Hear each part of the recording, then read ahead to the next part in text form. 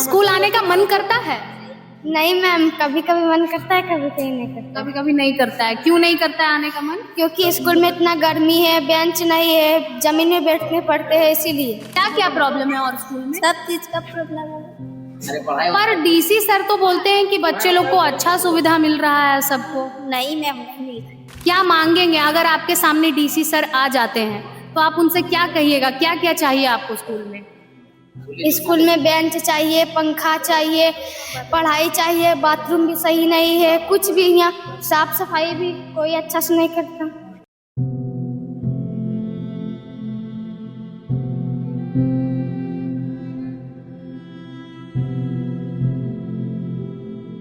DC महोदय को बोलेंगे, मुख्यमंत्री महोदय को बोलेंगे, प्रधानमंत्री जी को बोलेंगे, और जितने अधिकारी हैं, जितने मंत्रीगण हैं, सबको बोलेंगे यही कि आप जो बोल रहे हैं कागज कलम में, वो आप जमीन स्तर में भी जाके कभी कभी देखने का कष्ट करें महोदय जी। धनबाद जिला एक ऐसा जिला जहां पर लोगों को लगता है कि ये देश की कोयला राजधानी है और यहाँ के लोगों को किसी भी तरह की कोई समस्या नहीं होती होगी। यहाँ के जो वरीय जो ऑफिसर्स हैं, जो उपायुक्त हैं या फिर अन्य जो अधिकारी हैं, वो सभी ये दावा करते हैं कि धनबाद में जो जन कल्याणकारी योजनाएं हैं झारखंड सरकार की, वो सही रूप से चल रही है और यहाँ पर शिक्षा, स्वास्थ्य या फिर अन्य जो सुविधाएं हैं वो बखूबी चल रही है अच्छे तरीके से। लेकिन आज हम आपको बता दें कि गोविंदपुर के लाहरडीह इलाके में एक बढ़िया सा विद्यालय है। कागजों में कहा जाए तो ये कहीं ना कहीं मॉडर्न विद्यालय है। एक तरफ जहां सीएम स्कूल ऑफ एक्सीलेंस चल रहा है, मुख्यमंत्री जो है ये सीबीएसई के तर्ज पर लोगों को, तमाम छात्रों को बेहतर शिक्षा प्रदान कर रही है, वहीं दूसरी ओर अवहेलना का शिकार हुआ पड़ा है ये विद्यालय, जहां पर आए दिन बच्चे डर के साए में जी रहे हैं। उत्क्रमित मध्य विद्यालय लाहरडीह गोविंदपुर एरिया नंबर 1 का ये इलाका है, जहां पर आपको हम दिखा दें कि टूटी हुई जर्जर जो छतें हैं, इसके नीचे ये छोटे मासूम चेहरे, आप देखिए, आपको दया आ जाएगी इन छोटे मासूम बच्चों के ऊपर कि किस तरह से डर के साए में ये जी रहे हैं। इनके हाथों में देखिए ये भोजन है इनका, और ये तमाम बच्चे घर से निकलते हैं शिक्षा अर्जन करने के लिए, लेकिन इनके साथ कब क्या हो जाएगा इसकी कोई गारंटी नहीं है। जिस तरह से ये जो छतें हैं ये जर्जर हो चुकी हैं, और लगातार हम आपको बता दें कि यहाँ के जो शिक्षक हैं, यहाँ के जो हेडमास्टर हैं, उन सभी का ये दावा है कि उन्होंने जेई को कई बार शिकायतें की हैं, कई बार उन्होंने लिख करके भेजा है, लेकिन कार्रवाई के नाम पर आपको केवल ये जर्जर छत देखने को मिलेगा। और छतों से झांकता हुआ ये जो सरिया है वो चीख कर कह रहा है कि धनबाद में शिक्षा व्यवस्था को लेकर के ग्रामीण क्षेत्रों के बच्चों को किस तरह से सुविधाएं प्रदान की जाती हैं। दूसरी तरफ हम आपको बता दें, एक तरफ जहां डीएमएफटी की जब भी बैठकें होती हैं तो बताया जाता है कि तमाम धनबाद जिले के जितने भी सरकारी स्कूल हैं उन सभी के लिए 4 दीवारी जो है वो सैंक्शन की जाती है, यानी बाउंड्री वॉल सैंक्शन किया जाता है। लेकिन आगे की तरफ हम आपको दिखा दें, बाउंड्री वॉल के नाम पर यहाँ पर कुछ भी नहीं है। यहाँ पर बच्चे पढ़ाई करते हैं, आप देखिए स्कूल की टाइमिंग है ये, लेकिन बच्चे आपको ऐसे ही इधर उधर घूमते हुए नजर आ रहे होंगे। कुछ बच्चियां जो है वो बाहर भी निकल गई हैं, तो यानी कि यहाँ पर गेट कीपिंग के नाम पर भी कुछ नहीं हो रहा है। और लंच टाइम है, ये तमाम बच्चे इधर उधर घूम रहे हैं। आगे की तरफ अगर हम आपको दिखाएं तो ये जो टूटी और जर्जर छत हमने आपको दिखाई, उसके अलावा भी और भी कई ऐसी तस्वीरें हैं जो साफ बयां कर रही है कि धनबाद में शिक्षा व्यवस्था जो है वो किस कदर है, और यहाँ पर सरकारी स्कूल में पढ़ने वाले बच्चों को किस कदर कीड़े और मकोड़ों की तरह समझा जाता है। देखिए आप, ये बच्ची जो है ये जमीन पर खा रही थी और नीचे देखिए आप खाने के जो जूठन है वो गिरे हुए हैं। आगे भी देखिए किस तरह से बच्चे यहाँ पर खाते हैं। ना तो यहाँ पर दरी प्रदान की गई है और ना ही बेंच और डेस्क प्रदान किया गया है। और यहाँ पर आप देखिए कि मतलब हम कह सकते हैं कि ये वही भारत की तस्वीर को दर्शा रहे हैं जो गरीबी और भुखमरी को दिखाता है।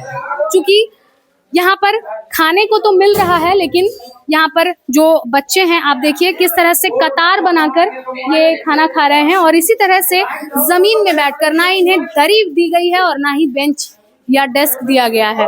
तो कुछ इस कदर धनबाद के सरकारी स्कूल जो हैं वो संचालित होते हैं। गोविंदपुर का ये इलाका है, लाहरडीह नाम है। बार बार मैं यही कहना चाहूंगी कि क्या सच में धनबाद के जो बच्चे हैं वो जो सरकारी स्कूल में पढ़ते हैं, क्या उन्हें कीड़े मकोड़ों के समान माना जाता है? क्या वो यही डिजर्व करते हैं?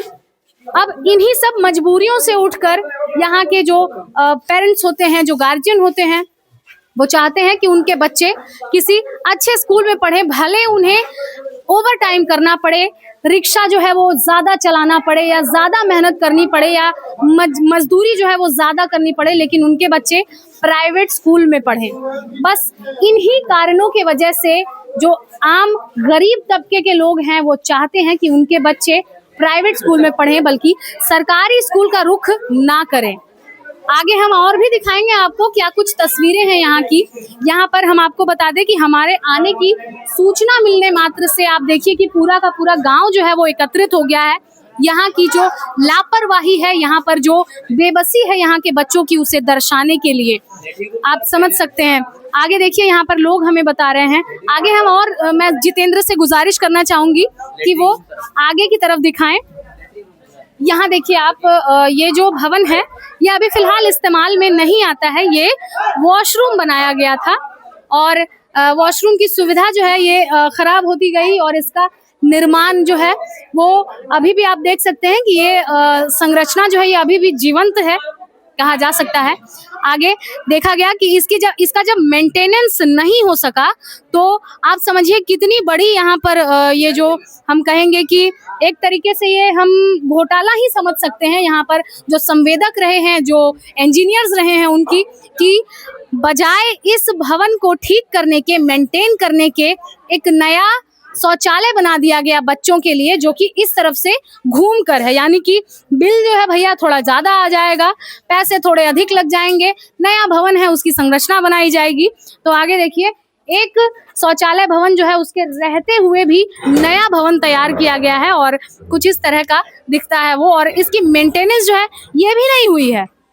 और मैं आपको बता दूं कि अब कुछ दिनों बाद या कुछ सालों बाद अगर ये भी खराब हो जाए और इसका गेट वगैरह जो है वो टूट जाए, तो फिर मुझे लग रहा है कि इसके आगे एक और नया भवन तैयार कर दिया जाएगा शौचालय के लिए। तो आप समझिए कि कितनी घोर यहाँ पर जो घोटाला है वो देखने को मिल रहा है कि बजाय एक भवन को ठीक करने के, मेंटेन करने के, एक नया दूसरा शौचालय भवन बना दिया गया है। आगे की तरफ हम आपको दिखाएं तो भयावह तस्वीरों से भरा हुआ ये लाहरडी का विद्यालय है।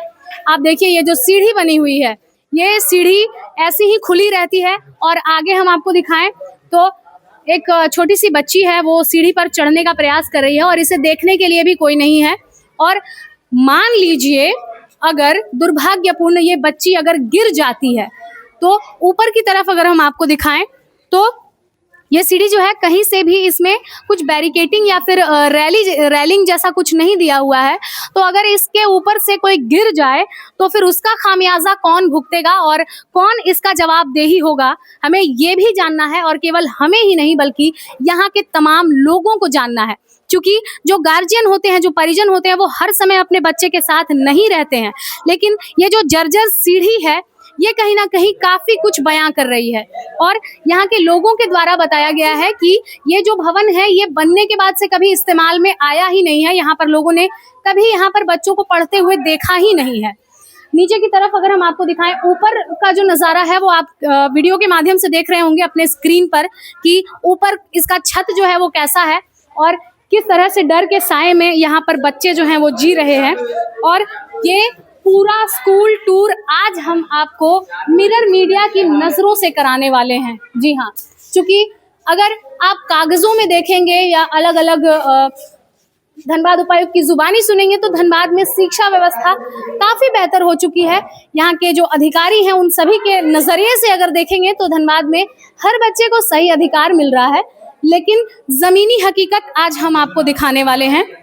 आप ये देखिए, यहाँ पर ये जो क्लासरूम है अभी फ़िलहाल ये खाली है क्योंकि लंच टाइम चल रहा है यहाँ पर।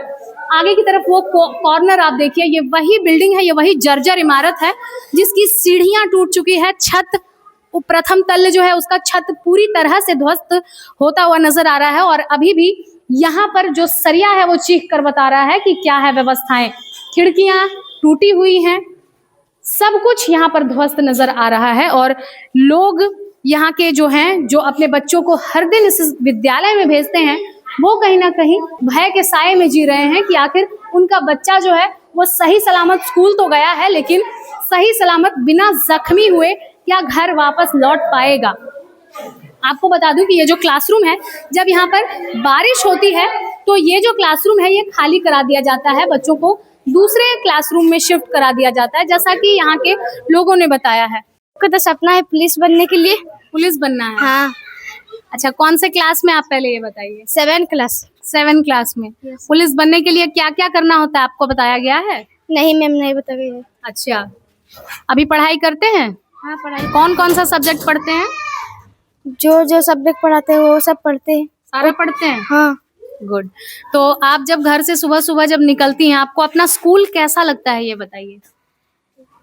स्कूल कैसा लगता है पता नहीं मैम। स्कूल आने का मन करता है? नहीं मैम, कभी कभी मन करता है, कभी कभी नहीं करता। कभी कभी नहीं करता है। क्यों नहीं करता है आने का मन? क्योंकि स्कूल में इतना गर्मी है, बेंच नहीं है, जमीन में बैठने पड़ते हैं इसीलिए। अच्छा, जमीन में बैठना पड़ता है। पंखा भी नहीं है। पंखा भी नहीं है मैम, वो बोर्ड भी खराब भी आ जाइए। क्या क्या प्रॉब्लम है और स्कूल में? सब चीज का प्रॉब्लम है। पर डीसी सर तो बोलते हैं कि बच्चे लोग को अच्छा सुविधा मिल रहा है सबको। नहीं मैम, नहीं मिलता है। डीसी सर झूठ बोलते हैं क्या? वो नहीं पता। हाँ? कभी आप देखे हैं डीसी सर कौन है, आप जानते हैं? नहीं मैम, पता नहीं। नहीं जानते हैं? नहीं। उनको देखे हैं कभी? नहीं देखे हैं। नाम पता है क्या है धनबाद के डीसी का? नहीं मैम, नहीं पता? नहीं पता है? नहीं मैम।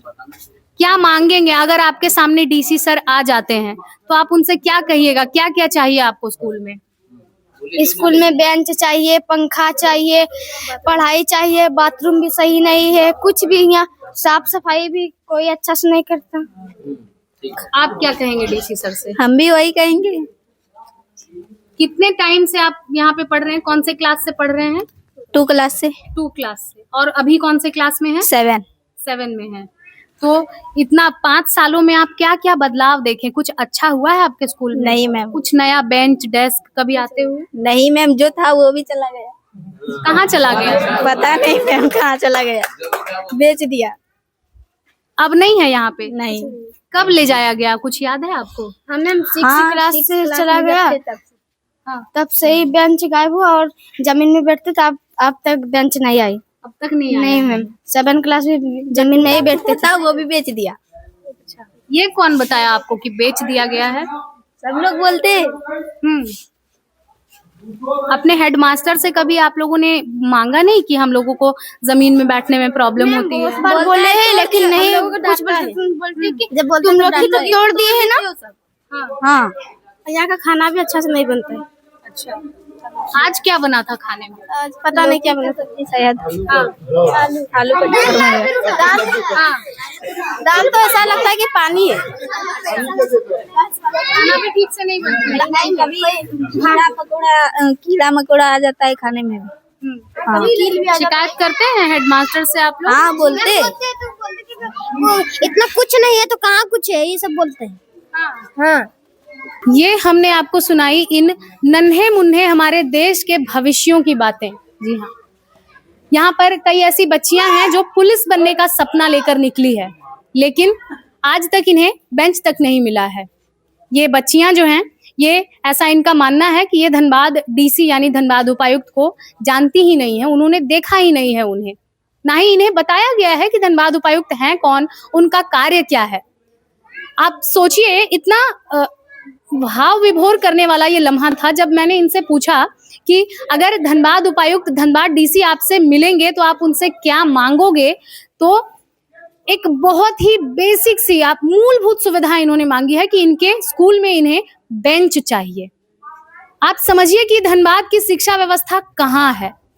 शहरों में सीएम स्कूल ऑफ एक्सीलेंस है, अच्छे अच्छे मॉडल आंगनवाड़ी केंद्र है, लेकिन ग्रामीण क्षेत्रों के जो विद्यालय हैं वो अब भी वंचित हैं सुविधाओं के अभाव में।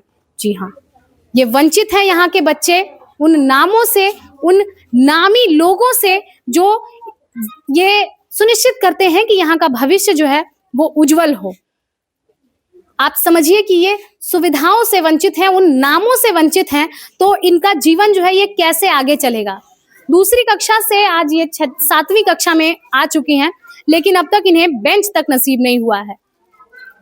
आप सोचिए कि ये जो ग्रामीण क्षेत्र है, ग्रामीण धनबाद जो है, ये अभी भी कहीं ना कहीं आज के समय से लगभग 10 नहीं 15-20 वर्ष पीछे जा चुका है, जब बच्चे अपने अपने घरों से जूट का बोरा लेकर जाते थे और पढ़ाई किया करते थे। क्या सच में यही है धनबाद का भविष्य?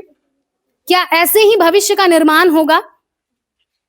सवाल अब भी कई हैं और जवाब अब भी अनसुलझे हैं। हम लगातार जवाब यूं ही तलब करते रहेंगे। अभी यहाँ पर कुछ ग्रामीण लोग भी हैं, यहाँ के स्थानीय लोग भी हैं, हम उनसे भी जुड़ेंगे और जानेंगे कि वो किस हाल में अपने बच्चों को यहाँ पर भेज रहे हैं, और उनसे हम ये पूछना चाहेंगे कि क्या वो संतुष्ट हैं इस विद्यालय की व्यवस्थाओं से। मैम, सबसे पहले तो मैं आपको धन्यवाद दूंगा कि आप यहाँ आए और हमारे जैसे ग्रामीण क्षेत्रों में आप भ्रमण करते हुए यहाँ के हक और अधिकार के लिए बात कर रहे हैं। इसके लिए तहे दिल से शुक्रिया। जैसे कि आपने पूछा कि यहाँ के बच्चे क्या क्या समस्या से जूझ रहे हैं, तो बच्चे के पास तो बैठने के लिए बेंच नहीं है मैम। उनके पास जैसे यहाँ पढ़ाई टाइम टू टाइम होना चाहिए, कोई रूटीन नहीं है, नियमितता रूप से न पढ़ाई होती है, और जैसे अच्छा भवन भी नहीं है, जर्जर भवन है, यहाँ पंखा की सुविधा नहीं है। प्लस आप देखिएगा सबसे बड़ी बात जो है, सोच नहीं है, अच्छा सोच नहीं है। जो लेटरिन बाथरूम है आप देख सकते हैं कि सब टूटा और जर्जर अवस्था में, आप तो कवर कर लिए। तो ऐसे अवस्था में कैसे बच्चे बैठेंगे, कहाँ जाएंगे? और अगर घर जाते हैं तो वो पढ़ाई से बाधित निश्चित रूप से हो जाएंगे। तो फिर जब पढ़ाई बाधित ही होना है तो फिर पढ़ाई का ये ढोंग क्यों? ये सब 10 लाख 15 लाख महीना में सब यहाँ आ रहे हैं, पैसा आ रहा है, तो सब पैसा खाने के लिए सब लोग तो एकदम तत्परता है, लेकिन पढ़ाई के प्रति कोई किन्हीं का दृष्टिकोण थोड़ा सा भी नहीं झांकता है। तो ये चिंता की विषय की बात है कि ग्रामीण क्षेत्र में ऐसा क्यों है? क्यों फिर डीसी साहब ढिंढोरा पीटते हैं? क्यों मुख्यमंत्री और क्यों प्रधानमंत्री ये बोलते हैं कि नहीं हमारा जो है पूरा डिजिटल इंडिया हो चुका है? आप ग्रामीण क्षेत्र में आके देखें कि हमारा यहाँ का दुर्दशा क्या है, यहाँ के दुख दर्द को कौन बांटेंगे? क्यों ये हमारा यहाँ ऐसा हो रहा है? क्यों? अधिकारी तो सब अपना मौज मस्ती कर रहे हैं, वो वहाँ कागज कलम में दिखा देते हैं कि बहुत अच्छा है, कि नहीं मेरा यहाँ 15 लाख का पास हो गया, ये हो गया, लेकिन 15 लाख का होता है काम क्या? 1 लाख भी का काम नहीं होता है। और देख सकते हैं आपके सामने नज़ारा है कि हमारा यहाँ का हाल क्या है। इतने मतलब हाल बेहाल है कि बच्चे तक ये सबूत और गवाह है कि सारा चीज़ का जो व्यवस्था है पूरा एकदम भ्रष्ट है। कब से देख रहे हैं आप ये मैम, ये 1 दिन 2 दिन की बात नहीं है, काफ़ी समय से, सालों साल से ऐसा हो रहा है। हम सोचते हैं, पूरा ग्रामीण सोचता है, बच्चे समझते हैं कि आज होगा कल होगा, ठीक एक दिन हो ही जाएगा, लेकिन सब कुछ जैसा था वैसे ही रहा और ना आगे बदलने की कोई संभावना दिखाई दे रही है। इसलिए मजबूरन वीडियो बनाना पड़ रहा है, इसलिए मजबूरन आवेदन पत्र लिखना पड़ रहा है। तो जो खाने का आदी बना लिए हैं उसको तकलीफ हो रही है, वो बहुत ज़्यादा उनको दुख है कि ये क्यों बात वहाँ तक पहुँच रहा है, ब्लॉक तक, ये बात क्यों पहुँच रहा है थाने तक, ये बात क्यों पहुँच रहा है डीसी महोदय तक। नहीं पहुँचना चाहिए, हम लोग जैसे खा रहे वैसे खाने दिया जाए। अब बच्चे को जैसे आंसू खून के आंसू रहे, जो जैसे रहना है रहो। यहाँ नहीं पढ़ेंगे बच्चे तभी तो नहीं कुछ आवाज़ उठा पाएंगे, नहीं कुछ हक की बात कर पाएंगे। सबसे मेन मुद्दा यही है। बच्चे पढ़ लिख लेंगे तो फिर वही थाना और ब्लॉक जाएंगे। यहाँ के लोग जो गलत नीतियों से अपना भरण पोषण कर रहे, खाना खा रहे हैं, अपना पेट भर रहे हैं, वो बंद हो जाएगा जब बच्चे पढ़ लेंगे। तो ये ना पढ़ने की साजिश है। बच्चे को अगर पढ़ाने का होगा, पढ़ने देने का अगर इच्छा होगा गांव वाले को, तो चाहेंगे तो 1 दिन में सुधार हो जाएगा। गांव वाला चाहेगा तो 1 दिन में सुधार हो जाएगा, लेकिन नहीं, यहाँ के लोगों का ये नीति नहीं है कि बच्चा मेरा पढ़े, क्योंकि अपना बच्चा तो बाहर में कहीं यहाँ वहाँ पढ़ा रहे हैं, लेकिन जो बच्चे गरीब हैं, बहुत ज़्यादा एकदम दयनीय स्थिति में है, उनका बच्चा जो पढ़ रहा है उनके ऊपर कोई दया नहीं है, कोई भाव नहीं है, उनको सिर्फ अपना पेट भरना है। और क्या बोलेंगे मैम? यही कि डीसी महोदय को बोलेंगे, मुख्यमंत्री महोदय को बोलेंगे, प्रधानमंत्री जी को बोलेंगे, जितने अधिकारी हैं, जितने मंत्रीगण हैं, सबको बोलेंगे यही कि आप जो बोल रहे हैं कागज कलम में, वो आप जमीन स्तर में भी जाके कभी कभी देखने का कष्ट करें महोदय जी। क्योंकि जैसे आप सोचते हैं, जैसे बोलते हैं, जो कागज कलम में है वो नहीं है।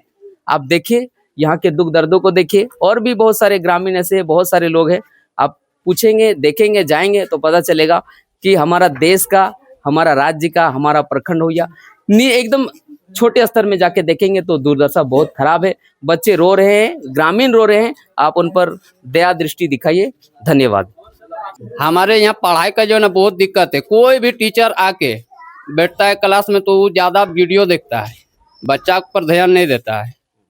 दूसरा कुछ जो भी है, स्कूल टूटा फूटा है, जो जर्जर है, वो सब तो एगो है ही है, मगर सबसे ज्यादा दिक्कत है कि बच्चा को पढ़ाई नहीं होता है। हेड मास्टर तो और ज्यादा ही है, वो तो 4 गो 5 गो बैठा के और भाषण करता है। वो ज्यादातर फोन से बात करता है। हेड मास्टर ये नहीं देखता है कि हम टीचर को ध्यान दे कि पढ़ाने के लिए बोले, वो सब कुछ नहीं देखता है। वो देखता है कि कहाँ फोन से बात करे, किससे करे। एकदम यहाँ 8 घंटा वो रहता है तो 8 घंटा में जो है ना शायद उसका मोबाइल में 1000 फोन होता है। पढ़ाने में ध्यान नहीं। डीसी और शिक्षा पदाधिकारी से क्या गुजारिश करना वही करेंगे कि आके टीचर को जांच करे और टीचर से सवाल करे कि काहे नहीं, ग्रामीण काहे बोल रहा है कि पढ़ाई नहीं हो रहा है स्कूल में। उससे दूसरा कुछ हम नहीं ही कर रहे हैं। स्कूल जर्जर है, वो वाला जब होगा तब होबे करेगा। पढ़ाई से होना चाहिए, हम लोग का कोई मांग नहीं है। ये टीचर जो है हमारे यहाँ के प्रभारी, ये तो क्या बोले उसका बारे में बोलने में भी शर्म लगता है। इतना घटिया कहीं प्रभारी नहीं। ये हमने आपको सुनाई धनबाद के गोविंदपुर इलाके के लाहरडी विद्यालय की बातें, और यहाँ के छात्र ही नहीं बल्कि यहाँ के जो छात्र के परिजन हैं वो सभी यहाँ की व्यवस्थाओं से परेशान हैं। और ना तो इनकी मुलाकात आज तक धनबाद उपायुक्त से हुई है और ना ही ये जानते हैं कि धनबाद के शिक्षा पदाधिकारी कौन है।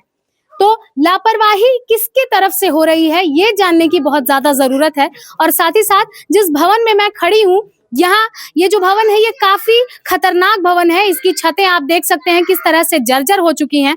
और इस पूरे विद्यालय का यूडायस कोड जो है वो भी मैं आपको बता दूं ताकि एक क्लियर विजन आपको मिल सके। यूडायस कोड इसका है 20120805-101। यह है इसका यूडायस कोड। और कहीं ना कहीं एक तरफ जहां पे डिजिटल भारत मिशन को बढ़ावा दिया जा रहा है, जैसा कि यहाँ के लोगों ने बताया है कि प्रधानमंत्री हो या फिर मुख्यमंत्री या फिर निचले स्तर के जो अधिकारी हैं वो सभी एक तरफ से जोर दिए हुए हैं कि डिजिटल भारत जो है वो आगे बढ़े। डिजिटल भारत मिशन के तहत तरह तरह की मशीनें लाई जाती हैं, बच्चों को प्रोजेक्टर से पढ़ाया जाता है। लेकिन यहाँ के लोगों का यही सवाल है कि क्या वो डिजिटल भारत मिशन केवल शहरी धनबाद के लिए है या ग्रामीण क्षेत्रों तक भी उनकी आवाज पहुंचेगी और यहाँ के बच्चे भी प्रोजेक्टर पे पढ़ाई करेंगे और कंप्यूटर लैब इन्हें भी मिलेगा। क्या ये इनके लिए केवल स्वप्न मात्र है? क्या इसकी बस कल्पनाएं ही बच्चे कर सकते हैं या फिर सच में धरातल पर उतारी जाएंगी सभी चीजें? फिलहाल हम आपको यूं ही अवगत कराते रहेंगे जगह जगह की तमाम समस्याओं से। और अगर आपको लगता है कि सच में आपके क्षेत्र की समस्याएं काफी गंभीर है तो हमें कांटेक्ट जरूर करें। और अगर हमारे YouTube के माध्यम से आप हमें देख रहे हैं तो कमेंट जरूर करें। सोशल मीडिया पर भी आप हमें जुड़ सकते हैं हमसे। फिलहाल इस खबर में इतना ही। इसकी पल पल की जानकारी और अपडेट्स हम आप तक यूं ही पहुंचाते रहेंगे। तब तक के लिए देखते रहें मिरर मीडिया। सहयोगी जितेंद्र के साथ प्रिया पांडे।